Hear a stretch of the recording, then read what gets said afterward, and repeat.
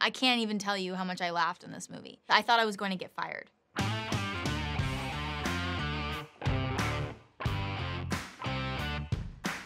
Well, my favorite thing about being Cassie Lang is that I get to wear super suits sometimes, but my favorite thing about Cassie as a human is her heart. She just leads with her heart, you know? She's impatient, she doesn't think much about helping other people, so I think that makes her pretty brave, even without a super suit.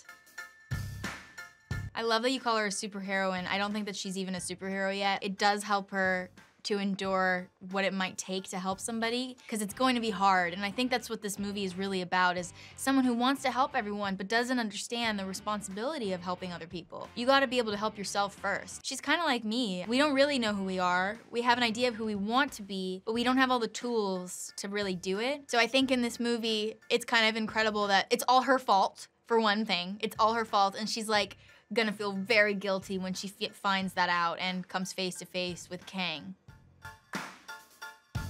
It's awesome having Paul Rudd as my fake dad. He's hilarious. He's so generous. He makes me laugh. I know if I'm going to see Paul Rudd, I'm going to have a great time. And working with him was just such a joy. I can't even tell you how much I laughed in this movie. I thought I was going to get fired.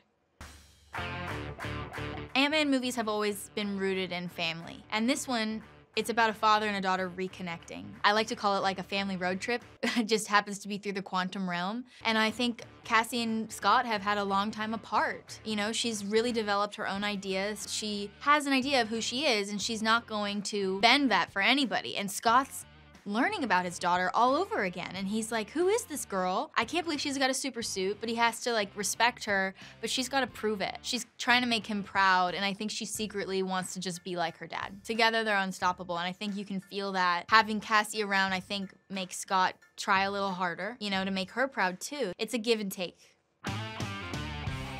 One of my favorite scenes was a day when I just couldn't keep it together.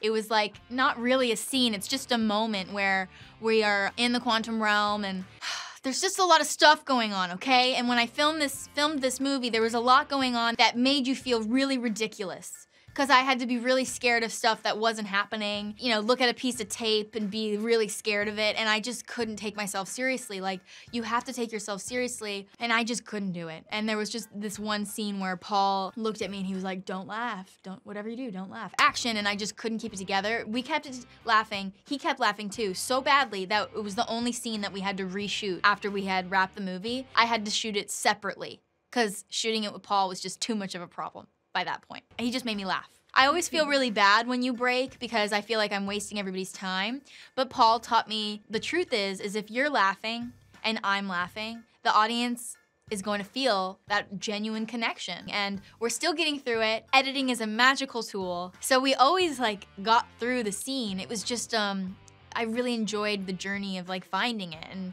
laughing together.